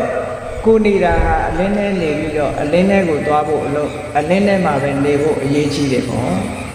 ဒါကတစ်ချက်ပေါ့ခုနမဟာနာမဘုရင်ကြီးကမြတ်စွာဘုရားကိုမေးတာအရှင်ဘုရားတဲ့တပည့်တော်တို့နေကြထိုင်ကြတာတရားနဲ့တရားမတူဘူးဗျာဘယ်နည်းနဲ့နေရင်ကောင်းမလဲလို့ဆိုတော့မြတ်စွာဘုရားကဒီမိကုံးအလွန်ကောင်းတယ်နေနည်းကားကိုမြတ်စွာဘုရားကဆုံးမဩဝါဒပေးအကြံပေးတယ်ဒါကအတော့အစင်းမြင့်တဲ့နေနည်းကားတစ်ခုမြတ်စွာဘုရားအကြံပေးအဲ့တော့အခုလိုနေနည်းကားနဲ့နေနိုင်အောင်လူဆိုတာအကြီးချင်းကလိုအပ်သေးတယ်နော်အလုတ်တာဝန်တစ်ခုကိုလုပ်ပြီးဆိုရင်အကြီးချင်းကအရေးမကြီးဘူးလားတာဝန်တစ်ခုထမ်းဆောင်တော့မယ်ဆိုရင်ထိုတာဝန်နဲ့ထိုက်တန်တဲ့အရေးချင်းရှိဖို့လိုတယ်လေအခုလည်းပဲအစစ်မြင့်တဲ့နေနည်းကားနေတော့မယ်ဆိုရင်အဲ့ဒီအတွက်လိုအပ်တဲ့အရေးချင်းတွေကဘာတော့ဆိုမြတ်စွာဘုရားကတတ္တာလို့ခေါ်တဲ့ကိုယ့်အလုပ်ပေါ်မှာကိုယ်ယုံကြည်ချက်ရှိရမယ်ဒါဟာအရေးကြီးတယ် confidence လို့ယုံကြည်ချက်ရှိရမယ်ယုံကြည်ချက်မရှိရင်မအောင်မြင်ဘူးတဲ့ယုံကြည်ချက်ရှိမှအောင်မြင်တယ်လို့တခုပါဒါယုံကြည်ချက်ရှိရမယ်ဒါယုံကြည်ချက်မရှိသေးရင်ရှိအောင်လုပ်ရမယ်ရှိရင်ခိုင်မာလာအောင်လုပ်ရမယ်ယုံကြည်ချက်ဘယ်ရာမှသူ့အတူဖြစ်လာတာမဟုတ်ဘူးလေ့ကျင့်ယူရတာရှိနော်အာဂစာသမားတယောက်တည်းကြည့်ပေါ့အာဂစာသမားတွေအမြဲလေ့ကျင့်နေရမလေ့ကျင့်မရဘူးလေဟုတ်လားစစ်တပ်ထဲမှာအမှုထမ်းတာတို့ရဲထဲမှာအမှုထမ်းတာလေ့ကျင့်နေကြတာပဲနော်အမြဲတမ်းလေ့ကျင့်ကျမ်းမာရေးလူချင်းတဲ့ပုဂ္ဂိုလ်လေ့ကျင့်ကျောင်းတက်တဲ့ကလေးတွေရောလေ့ကျင့်နေရတာပဲဖတ်တယ်အဲ့တော့လေ့ကျင့်မှုဟာအရည်အသွေးရဖို့လုပ်တာဒါကြောင့်မို့လိုအပ်တဲ့အရည်အသွေးတစ်ခုရဖို့ရအတွက်လေ့ကျင့်ရမယ်နံပါတ်1လိုအပ်တဲ့အရည်အသွေးက confidence လို့ခေါ်တဲ့တတ်တာအဲ့ဒီ confidence ဆိုတဲ့တတ်တာမရှိဘူးဆိုရင်သူ့လုပ်ငန်းမအောင်ဘူးတဲ့လုပ်ငန်းအောင်မြင်မှုအတွက် confidence ရှိရမယ်ဒါတစ်ခုနောက်တစ်ခုကယုံကြည်ချက်ရှိုံနဲ့မပြီးသေးဘူးကြိုးစားရမယ်လုံလဝိရိယရှိရမယ်ဒါတစ်ခု အဲ့တော့လုံလဝိရိယရှိမှအောင်မြင်တယ်လုံလဝိရိယမရှိရင်မအောင်မြင်ဘူးဆိုတာလောကမြင်မြင်အားဖြင့်လည်းထင်ရှားတယ်လေအရာရာမှာရှင်ပြိုင်မှုနဲ့ကြိုးစားနေကြတာမကြိုးစားမရဘူးဒါကတော့သိချနော်ကြိုးစားအထုတ်တဲ့ပုဂ္ဂိုလ်တွေထိတ်တန်းရအောင်ဒါကြောင့်မို့လုံလဝိရိယရှိရမယ်တဲ့လုံလဝိရိယရှိမှအောင်မြင်တယ်လုံလဝိရိယမရှိရင်မအောင်မြင်ဘူးတဲ့ဒီကိစ္စနောက်တစ်ခုပါရှိဖို့လိုလို့ဆိုတော့တတိကြိုးစားတဲ့အခါမှာတတိရှိဖို့လိုသေးတယ်အရန်ကြိုးစားလို့လည်းမရဘူးเนาะတတိရှိကြိုးစားဖို့ဒါကြောင့်မို့တတိဆိုတာ mindful ပေါ့ကိုလုံးရမယ့်အလုပ်တစ်ခုပေါ်မှာ mindful ဖြစ်နေရမယ်ဒီနေ့လုပ်တဲ့တစ်ခါကလုပ်ချင်မှလုပ်မယ်ဆိုရင်မရဘူးဇွဲရှိရမယ် mindful ရှိနေရမယ်ကိုလုံးတဲ့ဒါကြောင့်မို့တတိဆိုတာလည်းလိုအပ်တယ်နောက်တစ်ခုကဘာလိုအပ်တော့ဆိုရင်တမာတိတမာတိဆိုတာစိတ်တည်ငြိမ်တာလူတယောက်ဟာစိတ်မငြိမ်ဘူးခဏမငြိမ်ဘူးဆိုရင်ဒီပုဂ္ဂိုလ်အောင်မြင်မှုမရနိုင်စိတ်တည်ငြိမ်မှုအဝတ္တမအရေးကြီးတယ်တရားထုတ်မှတမာတိရှိရတာမဟုတ်ဘူးဘယ်နေရာမှာဆိုတမာတိရှိရစိတ်တည်ငြိမ်မှုမရလို့ရှိရင်မအောင်မြင်နိုင်ဘူးကိစ္စတွေဒါကြောင့်မို့လို့အာယုတစ်ခုတည်းပေါ်မှာစိတ်ကတည်ငြိမ်နေတာမျိုးစိတ်လွင့်နေတာမျိုးမဖြစ်စေရဘူးစိတ်တည်ငြိမ်မှုဆိုတဲ့တမာတိဟာစွမ်းအားတစ်ခုပဲတမာတိမရှိရင်မအောင်နိုင်ဘူးတမာတိရှိမှအောင်တယ်နောက်ဆုံးလိုအပ်ချက်တစ်ခုကဘာလို့ဆိုပညာဒါတော့သိအရေးကြီးပညာဆိုတာလုံးသင့်တာလားမလုံးသင့်ဘူးလားဟောဒီနှစ်ခုကိုခွဲခြားပြီးတော့သိရကိုလုံးနေတဲ့အလုပ်ပေါ်မှာအများအားဆန်းစစ်ပြီးတော့သိနေရပြောသင့်တာလားမပြောသင့်ဘူးလားစိတ်ကူးသင့်သလားစိတ်မကူးသင့်ဘူးလားလုံးသင့်မလုံးသင့်ဆိုတာကိုခွဲခြားမှမသိဘူးဆိုရင်ဘာတွေဖြစ်တော့ဆိုရင်မလုံးသင့်တာကိုလုံးပြီးတယ်အကျိုးပြက်ပြားသွားလုံးသင့်တာကိုမလုံးခဲနေတယ်အကျိုးပြက်ပြားတယ်လောကမှာလုံးသင့်တာနဲ့မလုံးသင့်တာရှိတယ်လူတွေကအပြစ်တင်ကြတယ်ဟေးမလုံးသင့်တာလုံးလို့ဒီကောင်ဒုက္ခရောက်တယ်လို့လည်းပြောတယ်လုံးသင့်တာမလုံးရင်လည်းဒုက္ခရောက်တတ်တယ်နော်လုံးသင့်တာကိုလုံးရမယ်အဲ့တော့လုံးသင့်တာကိုလုံးရမယ်မလုံးသင့်တာကိုရှောင်ရမယ်အဲ့ဒါမှအကျိုးစီးပွားတစ်ခုရနိုင်တယ်ပညာကတော့အဆင့်ဆင့်တစ်ခုပြီးတစ်ခုမြင့်သွားတယ်ပညာမျိုးရှိဖို့လိုတယ်ပေါင်းလိုက်တော့ဒီအည်သွေး9ရက်မိမိရဲ့စိတ်ဓာတ်ထဲမှာဒီအည်သွေး9ရက်နဲ့ခိုင်မာအောင်တည်ဆောက်ပြီးတဲ့အခါကျတော့ဘယ်လိုနေမလဲဘာနဲ့နေမလဲဘာနဲ့ခုနကတရားကောင်းစဉ်ပေးခဲ့တယ်ဓမ္မအတိနဲ့နေမယ်ကဲဓမ္မအတိဆိုတာအမှန်တန်ကျေပြတ်တဲ့စကားဘုရားမြတ်စွာနေစရာအာယုံလေးတွေကိုပေးထားနေစရာအာယုံကလည်းပဲအမှန်တန်လွယ်ပါတယ်ဘုရားကိုကြည်ညိုကြတဲ့ဥပဒကဥပဒကမတွေဆိုလို့ရှိရင်ဘုရားမြတ်စွာရဲ့ဂုဏ်အည်သွေးတွေကိုအလုံးသိနေကြတယ်အဲ့တော့မြတ်စွာဘုရားရဲ့ဂုဏ်ကိုအာယုံပြုပြီးတော့ဒီလိုနေလို့ရမြတ်စွာဘုရားရဲ့ဂုဏ်ကိုအရဟံသမ္မာသမ္ဗုဒ္ဓဝိသန္တသမ္မာတော်တစ်ခုစီဘုရားရဲ့ဂုဏ်ပေါ်တဲ့ပေါ်လာအောင်အသိဉာဏ်နဲ့စဉ်းစားလို့ပို့ပြီးတော့နားလည်အောင်လေ့လာဖတ်ရှုပြီးမြတ်စွာဘုရားရဲ့ဂုဏ်တွေကိုနှလုံးသွင်းဆင်ခြင်ပြီးတော့နေတာ။အနည်းဆုံးဒီရုပ်တုတော်ကြီးကစပြီးတော့ရုပ်ပုံကနေစပြီးတော့မြတ်စွာဘုရားသခင်ကိုယ်တော်မြတ်ရဲ့တည်ငြိမ်တဲ့ဒီစွမ်းအားတွေသီလဂုဏ်တွေသမာဓိဂုဏ်တွေပညာဂုဏ်တွေဒါတွေကိုအာရုံပြုနိုင်အောင်လုပ်ရမယ်နော်။အဲ့တော့ဘုန်းကြီးတို့ဒီဂျာမနီကိုနှစ်ဆင်သွားပြီးတော့မှသင်တန်းပို့ချအဲဂျာမန်မျိုးသမီးကြီးတယောက်ကရှောက်ပို့တယ်သူကဘုရားဘာသာမဟုတ်ပါဘူးဘုရားဘာသာမိသားစုတော့မဟုတ်ဘူးခုတော့ဘုရားဘာသာစစ်စစ်ဖြစ်သူကဘာပြောတော့ဆိုဘုရားရဲ့ရုပ်ပွားတော်ကိုဖူးလိုက်ရလို့ရှိရင်စိတ်ထဲမှာတိတ်ကြည်နူးတယ်တည်ငြိမ်တဲ့မျက်နှာတော်နဲ့ထိုင်နေတာကိုကြည့်ရတယ်အလုံးကိုစိတ်ထဲမှာကြည်နူးမှုရတယ်လို့ဘုန်းကြီးကိုပြောဦးတယ်နောက်ဂျာမန်အမျိုးသမီးကြီးတယောက်ကဗမာပြည်ကရုပ်ပွားအဲ့ဒီဗမာပြည်ကရုပ်ပွားတော်လေးဆင်းတုတော်လေးသူတခြားနိုင်ငံတစ်နိုင်ငံကဝယ်တွေးလို့ဝယ်ထားတယ်နဲ့သူပါရုပ်ပွားကတော့ဗမာပြည်ကရုပ်ပွားမယ် အဲ့ဒီရုပ်ပွားဆင်းလူတော်လေးကိုသူသွားရအရပ်ပဲ့သွားတစ်တာနဲ့ထည့်သွားရအရပ်ပဲ့သူနေတဲ့နေရာမှာအဲ့ဒီရုပ်ပွားဆင်းလူတော်လေးတင်ထားပြီးတော့ဒီရုပ်ပွားဆင်းလူတော်လေးကိုအာယုံပြုပြီးတော့သူနေတယ်ဒါလေးရုပ်ပွားတော်လေးကိုဖူးနေရင်သူ့စိတ်ထဲမှာချီးမြှောက်နေတယ်ပုံတော်ကနေပြီးတော့နောက်ဂုံတော်ထိအောင်ရပုံတော်ပဲဖူးဖူးဂုံတော်ပဲဖူးဖူးပုံတော်ဆိုတာဘဂဝါထဲမှာပါတာပေါ့နော်အေးအဲ့တော့မြတ်စွာဘုရားသခင်ကိုရောမြတ်ရဲ့ဂုံကိုအာယုံပြုပြီးတော့နေလိုက်တဲ့အခါမှာဘုရားကိုအာယုံပြုနေတဲ့အချိန်မှာတရားချက်ကသူတော်စင်ပြိဿတ်တို့စဉ်းစားကြည့်အဲ့ဒီအချိန်မှာလောဘစိတ်ကြီးဖြစ်သလားဒေါသဆိုတဲ့အမုန်းတရားတွေဝင်လာသလားဘုရားကုံနဲ့ပတ်သက်ပြီးတော့တွေ့ဝေးနေတာမျိုးရှိသလားမရှိဘူးဆိုတော့လောဘလည်းဖြစ်မလာဘူးဒေါသလည်းဖြစ်မလာဘူးမောဟလည်းဖြစ်မလာဘူးဆိုတော့အကုသိုလ်တွေအဲ့ဒီအချိန်မှာတည်ငါအဖြစ်ငြိမ့်နေတယ်လို့ပြောတာနော်ငြိမ့်နေတယ်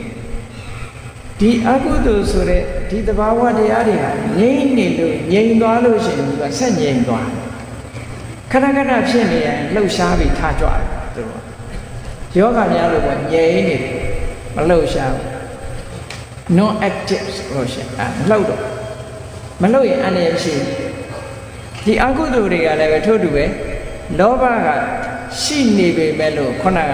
ငြိမ်သွားလို့ရှိရင်သူ့ရဲ့လှုပ်ရှားဖို့မလားမလာရင်မနောကလည်းမဖြစ်ဘူးဝစီကံလည်းမဖြစ်ဘူးကာယကံလည်းမဖြစ်ဘူးဝစီကံကာယကံဒါတွေမမြောက်ဘူးဆိုလို့ရှိရင်သူ့ရဲ့ action လာတော့ဒါကိုပြောတယ်စာပေကျမ်းကမှာပါဠိလိုလောဘပရိယုဋ္ဌာဏစိတ်တဏဟောတိစိတ်ထဲမှာလောဘဖြစ်မလာဘူးတဲ့ဘုရားကုံကိုအာပြုဒေါသဖြစ်မလာဘူးမောဟဖြစ်မလာဘူးဘုရားကုံထဲမှာပဲစိတ်ကတဖြောင်းနဲ့ကြည်နူးနေတယ်အဲကြည်နူးနေတဲ့ကဘာဖြစ်တော့ဆိုစိတ်ထဲမှာဝမ်းသာဘုရားကိုအာရုံပြုနေအလုံးခံစားဖို့ပါလိမ့်မယ်ဘုရားကိုအာရုံပြုပြီးနေလိုက်တဲ့အချိန်မှာဝမ်းသာမှုတွေဖြစ်လာကြည်နူးမှုတွေဖြစ်လာဝမ်းသာမှုဖြစ်လာလို့အလုံးလောက်ဖြစ်လာတဲ့အခါမှာပီတိဆိုတဲ့နှိမ့်ချိုင်မှုတွေဖြစ်လာဒါကိုယ်တဏ္ဍာမှာဖြစ်မဖြစ်စဉ်းစားကြည့်နော်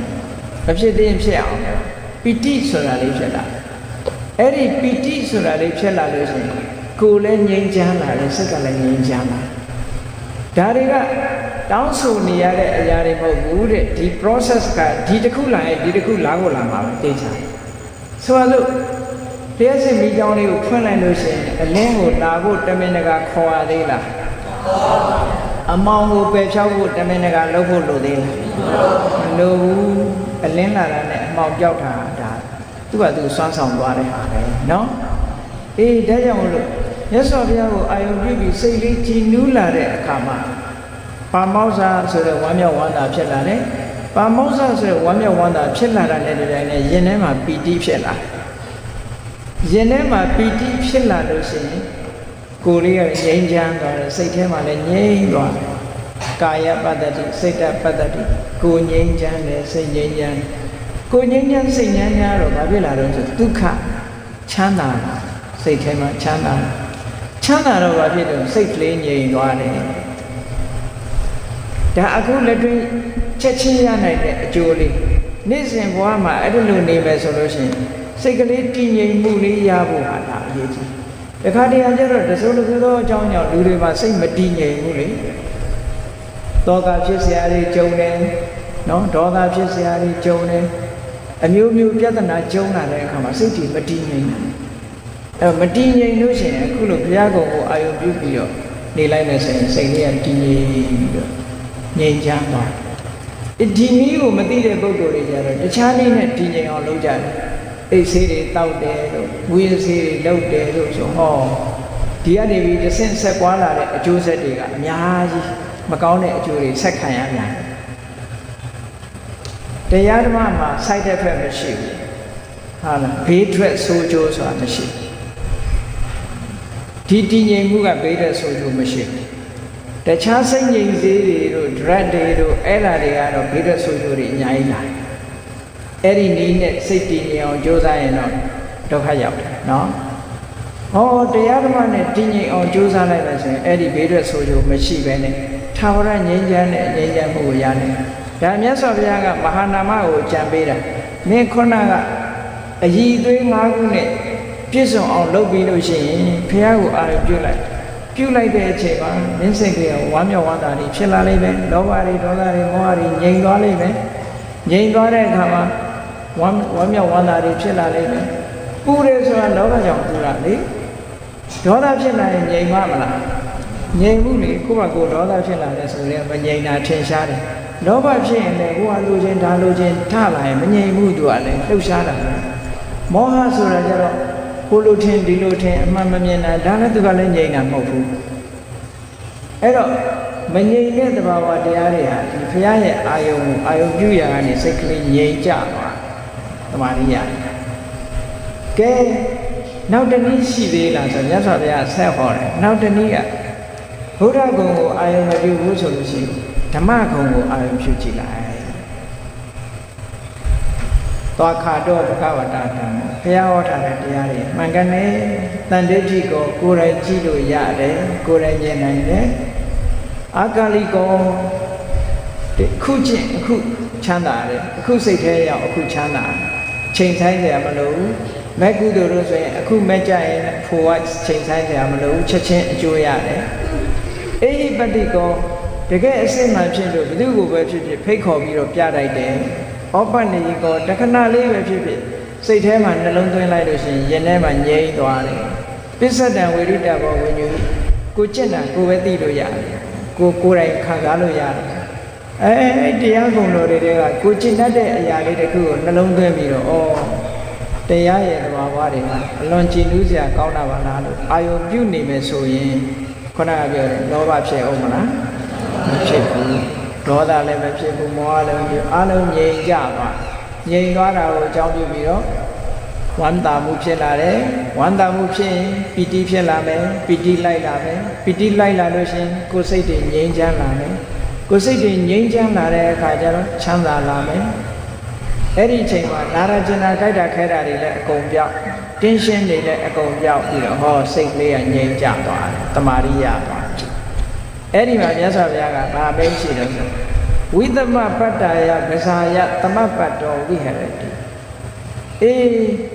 မငြိမ်းချမ်းတဲ့တ attva တွေထဲမှာငါငြိမ်းချမ်းအောင်နေနိုင်တယ်ဟုတ်လားအလုံးကပူလောင်နေတဲ့ထဲမှာငါငြိမ်းချမ်းအောင်နေနိုင်တယ်လို့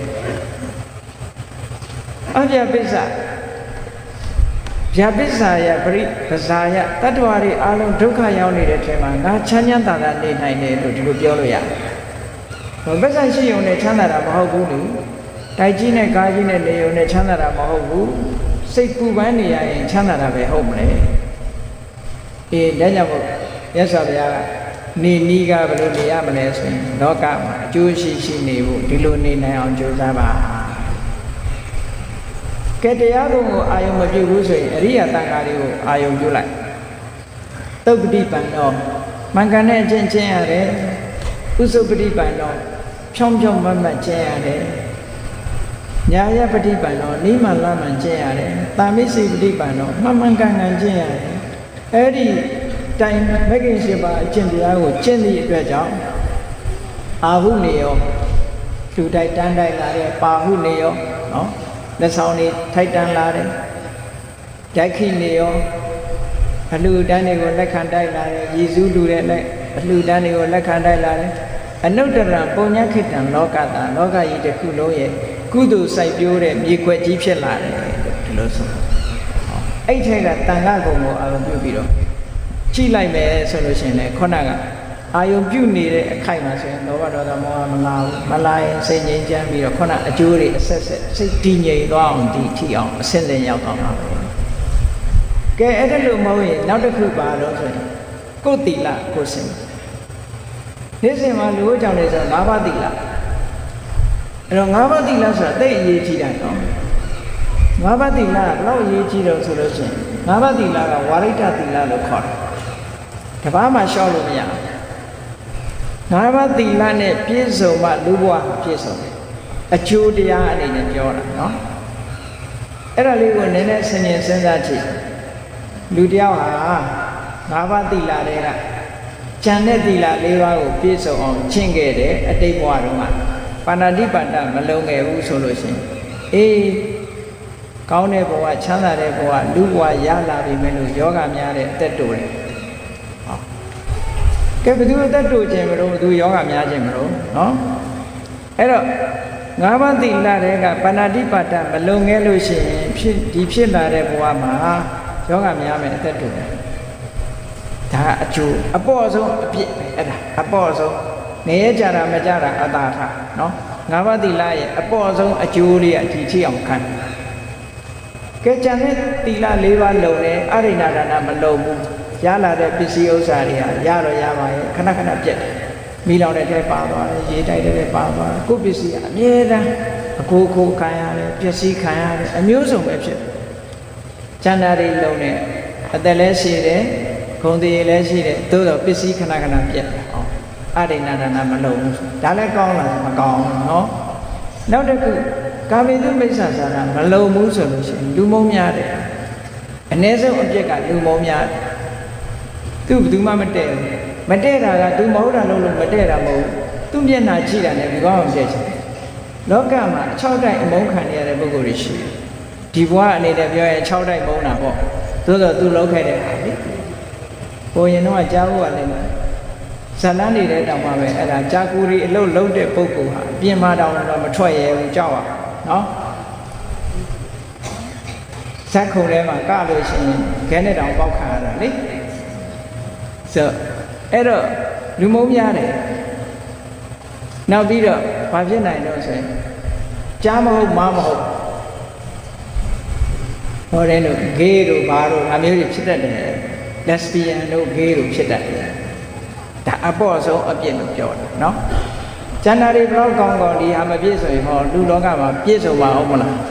မပြည့်စုံဘူးမိဘကလည်းချမ်းသာတယ်ပစ္စည်းဥစ္စာတွေလည်းအသက်လည်းရှိတယ်ဒါပေမဲ့လူကအဲ့ဒီပုံစံမျိုးဖြစ်နေတယ်ဆိုရင်ဟောလူပြည့်ရကြတယ်မနဲ့တော့ဘူးကဲနောက်တစ်ခုကဒီပြားတွေတော့လုံးပါတယ်ဘုဒ္ဓဝါဒမလုံးဘူးဆိုလို့ရှိရင်သူစကားဘယ်သူမှမယုံကြသူစကားဘယ်သူမှမယုံကြဘယ်နေရာမှသူဩဇာမရှိဘူးလူလောကရောက်လာတဲ့အခါကဲနောက်တစ်ခုကကျန်တဲ့အကုန်လုံးနဲ့သူရမေရမယုံမလုံဘူးဆိုလို့ရှိရင်ဖြစ်လာတဲ့ဘဝမှာယူတူတူနှံ့တန်တန်ဖြစ်ကြောင်းတောင်းတောင်းဖြစ်နော်ကြက်မပြည့်ဘူးလို့ပြောကြတဲ့လူတွေမရှိဘူးလားရှိတယ်လူတော့လူဖြစ်လာတယ်အေးပစ္စည်းဥစ္စာချမ်းသာတယ်အသက်လည်းရှိတယ်နော်လူချင်းလူကင်လည်းပေါ်ပါရဲ့ရိုးလည်းရိုးသားပါရဲ့ဒါပဲလို့ကြက်မပြည့်ဘူးဟောဖြစ်လူရသဲမခံရအဲ့တော့၅ပါးသီလတွေကတခုမှလျှော့လို့မရဘူးနော်အကုန်လုံးဆိုလို့ရှိရင်အသက်ရှင်ရမယ်ကျန်းမာရမယ်ပစ္စည်းဥစ္စာချမ်းသာရမယ်လူချစ်လူကင်ပေါ်ရမယ်ဩဇာရှိရမယ်နော်ပညာရှိရဟောယူယူနန်းနန်းမဟုတ်ဘဲနဲ့ဒီကြည်တဲ့ပညာရှိအဲ့တော့၅ပါးသီလလုံလို့ရှိရင်ဒီအကျိုးတွေကရဒါမှလူဘဝမှာပြည့်စုံတဲ့လူဘဝဖြစ်မှာပေါ့၅ပါးသီလဖောက်ပြက်ခဲ့ရင်တခုတော့ချုပ်ရဲသွားနိုင်တယ်အေးကိုယ်သီလလေးကိုကိုယ်ဆင်ခြင်ကြည့်လိုက်လို့ရှိရင်အော်ကျိုးတာပေါက်တာကြားတာမရှိပါဏာတိပါဒဆိုလို့ရှိရင်သိစီလိုတဲ့စိတ်နဲ့ဘယ်တတ္တဝါကိုမှငါမတတ်ဘူးအရိဏဒါနဆိုတာသူများပစ္စည်းကိုလည်းပဲငါမတရားသဖြင့်မယိုးသားတဲ့စိတ်နဲ့ဘသူစီရမှမယူကာမိတုမိစ္ဆာစာရဆိုတာလည်းလုံးဝရှောင်ခြင်းနဲ့ဘုဒ္ဓဝါဒဆိုတာလည်းရေစရာအနေနဲ့တော့ငါမပြောဘူးမှန်မှန်ပဲပြောတယ်နော်သူရမေရဆိုဝေလာဝေးကျမ်းမာရေးအတွက်ဆိုပြီးတော့မတော့ဘူးဥယေစေအဲ့ဒါလို့ပြည့်ပြည့်စုံစုံရှိလာတဲ့ကိုယ်တီလာလေးကိုကိုယ်ဆင်ခြင်ဝမ်းသာမှုမဖြစ်နိုင်ဘူးလားအေးကိုယ်တီလာကိုယ်တွေးပြီးတော့ဝမ်းသာလို့ဆိုတယ်မြတ်စွာဘုရားမြတ်စွာဘုရားရှင်းရှင်းဝေးဝေးတွေမခေါ်ပါဘူးလက်တွေ့ကြတာကိုယ်တီလာကိုယ်ဆင်ခြင်လို့ရှင်လေခုနလိုစိတ်ကလေးတည်ငြိမ်နေထိအောင်အကျိုးရသွားမယ်တဲ့ဟောနောက်တစ်ခုကဘာဆင်ခြင်စဉ်းစားနိုင်လေတော့ဆိုရင်ကိုယ့်ရဲ့စွန့်လွတ်မှုစွန့်ကြဲမှုဒါနဆိုလို့ရှိရင်အခုပြောတာတော့ဘုန်းကြီးတွေလှူမဘုရားလှူမဒီလိုဒါနလို့ထင်ကြတာနော်အိမ်မှာနေတဲ့အချိန်မိသားစုကျွေးဖို့မွေးဖို့ခွဲဝေပြီးဆောင်ရွက်နေတဲ့ပုဂ္ဂိုလ်မစ္စရိယမရှိဖို့တိတ်လို့မစ္စရိယရှိလို့ရှိရင်ခွဲခြားလုပ်တတ်တယ် ဒါတော့သူ့ကိုဒါတော့ငါပေါ့နဲ့ဆိုပြီးတော့ခွဲထားတယ်အဲ့ဒါလို့မစ္စရိယမရှိဘူးကိုယ့်ရဲ့မိတ်ဆွေသင်္ကားတွေကိုလည်းပဲဒီကိုပိုင်တဲ့ပစ္စည်းဥစ္စာကို share လုပ်နိုင်တယ်ပေးနိုင်တယ်ကမ်းနိုင်တယ်ရှိတဲ့ပုဂ္ဂိုလ်တွေကိုလည်း share လုပ်နိုင်တယ်ပေးနိုင်တယ်ကမ်းနိုင်တယ်ဆိုတော့ဟောအားလုံးကလည်းသူ့ကိုချစ်ခင်ရတယ်အားလုံးကလည်းလူရင်သူစီကိုလာတောင်းရတယ်အားကိုးကြတယ်ယုံကြည်ကြတယ်ဒါကိုယ့်ရဲ့စာကားခုံလို့ခေါ်တယ်အဲ့ဒီစာကားခုံကိုအာရုံပြုလိုက်လို့ရှိရင်ကြည်နူးစရာတွေတွေ့လာမယ်ကြည်နူးစရာတွေ့လို့ရှိရင်ခုနသမာဓိစွမ်းအားတွေဖြစ်လာမယ်နောက်ဆုံးတစ်ခုကတော့ဒေဝတာနုဒ္ဒတိလို့ခေါ်တယ်ဒေဝတာနုဒ္ဒတိဆိုတော့နတ်တွေပူဇော်တဲ့ဟာမျိုးမဟုတ်ဘူးနတ်တွေတတိယတာမျိုးမဟုတ်ဘူးဒေဝတာနုဒ္ဒတိရဲ့အဓိပ္ပာယ်ကအေးဘုံတကူကြီးတဲ့နတ်တွေနတ်ပြည်မှာရှိဒါယုံကြည်ချက်နဲ့ဘုရားဟောတာကိုယုံကြည်ချက်နဲ့တွေ့ရတဲ့စကားနော်အဲ့ဒီနတ်တွေဟာတတ္တာရဲ့သီလရဲ့သုဒ္ဓရဲ့စာကရဲ့ပညာရဲ့ဆိုတဲ့ဒီအည်သွေးကောင်းတွေရှိလို့နတ်ပြည်မှာဖြစ်တာအဲ့ဒီအည်သွေးကောင်းတွေငါမှရှိနေတယ်လို့နတ်တွေကိုနှိုင်းရှင်ပြီးတော့ကိုယ်တဏ္ဍာမှာလည်းရှိတယ်နတ်တွေမှာရှိတဲ့ဒီအည်သွေးကောင်းတွေရှိလို့သူတို့နတ်ပြည်ဖြစ်တယ်လို့ငါမှလည်းဒီအည်သွေးကောင်းတွေရှိနေတယ်လို့ကိုယ့်ရဲ့အည်သွေးတွေကိုအာယုပြုတာကိုဒေဝတာနုဒ္ဒတိလို့ခေါ်တယ်နတ်တွေကိုတတိယတာကိုပြောတာမဟုတ်ဘူးဒေဝတာနုဒ္ဒတိရဲ့အဓိပ္ပာယ်နော်တတ္တသီလသုဒ္ဓစာကပညာတတ္တသီလသုဒ္ဓစာကပညာနဲ့ပြည့်စုံလို့ဘုံတကူကြီးတဲ့နတ်တွေဖြစ်တယ်အဲ့ဒီတတ္တသီလသုဒ္ဓစာကငါမှလည်းရှိတယ်လို့စဉ်းစားနိုင်တာအမှတ်ရနေတာတတိထားနေတာဆင်ញင်တွေးတောနေတာဟာဒေဝတာနုဒ္ဒတိအဲ့ဒီဒေဝတာနုဒ္ဒတိကလည်းခုနလိုပဲလောဘဒေါသမောဟဖြစ်မှုကိုတားပြီးတော့စိတ်ထဲမှာကြည်နူးပြီးတော့ဝမ်းမြောက်မှုတွေစိတ်ငြိမ်းချမ်းမှုတွေနော်ချမ်းသာမှုတွေတမာရိယာမှုတွေကိုဖြစ်ပေါ်စေတယ်အဲ့ဒီမြတ်စွာဘုရားကဒီနေရာမှာ6မျိုးပေးတာဒီ6ခုတည်းကတစ်ခုခုနဲ့ဒီလိုနေနိုင်အောင်ဘာတွေလိုတော့ဆိုခုနကတတ္တာဆိုတဲ့ confidence ရှိရမယ်ဝိရိယဆိုတဲ့ကြိုးပမ်းအထောက်မှုရှိရမယ်တတိကြီးစွာထားရမယ်တမာတိရှိရမယ်ပညာဉာဏ်ရှိရမယ်အဲ့ဒီ5မျိုးလုံလောက်မှအခုလုပ်တဲ့လုပ်ငန်းဟာအောင်မြင်မယ်လို့ဘုရားမြတ်စွာကဘဝမှာဓမ္မအသိနဲ့အကျိုးရှိအောင်နေရမည်ဆိုတာအဲ့ဒီနည်းနဲ့နေတာကိုဆိုလိုပါတယ်လို့ဘုရားမြတ်စွာမဟာနာမတုတ်မှာဟောခဲ့ပါတယ်အေးဒါကြောင့်မို့လို့တရားချိတ်ခင်သူတော်စင်ပြိဿတို့သည်ရရှိလာတဲ့မိမိတို့ဘဝမှာဘယ်ပုံပဲနည်းနေကြမလဲလို့ဆိုရင်တို့ဘဝဟာဓမ္မအသိနဲ့အကျိုးရှိအောင်နေကြမယ်လို့အားလုံးမိမိတို့စိတ်ထဲမှာဆုပ်ဖြတ်ပြီးတော့ဓမ္မအသိဖြင့်အကျိုးရှိအောင်နေနိုင်ကြပါစေကုန်သတည်း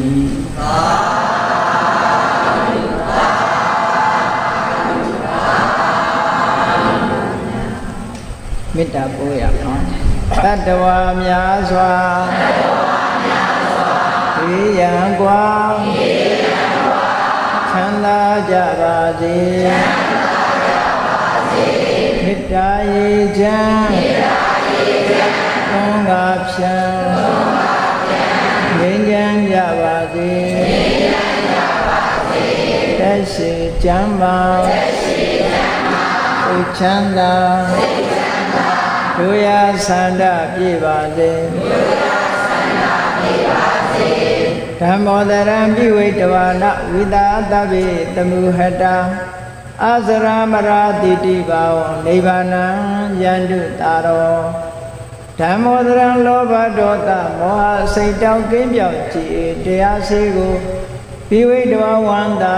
ရှင်ပြတောက်ကြရနာကြရကုန်သောကြောင့်ဝိသာတဗ္ဗေပူဇာညစ်နောက်ကိလေသာအစရိတောဥပဒမြတို့သည်သမုဟတပိဉ္စပဲတွင်ရေမတင်တဲ့ကဲ့သို့ကင်စင်လွင်ပြောင်းပေမရောက်အောင်ပယ်ဖြောင်းအပ်ကုန်သည်ဟောတုစင်စစ်မသွေဖြစ်ကြပါစေကုန်သတည်းအာဇရမရံအိုခြင်းလဲကွာနာခြင်းလဲကင်းသေးခြင်းလဲရှင်းထသောဒီဒီကောင်းကိလေသာဟုပုခတိကင်းကြီးရာအစစ်ဖြစ်ပေထသောနိဗ္ဗာန်နိဗ္ဗာန်ဟုခေါ်ဤမြို့တော်သို့သာရောတရားချစ်ခင်စိတ်ကောင်းဝိညာဉ်သူတော်စင်များတို့သည်ယန္တုပါရမီအဆင့်ဆင့်မြင့်နေမြင်၍ မလင့်ပုံသေးဆက်ရောက်တော်မူကြပါစေကုန်သတည်း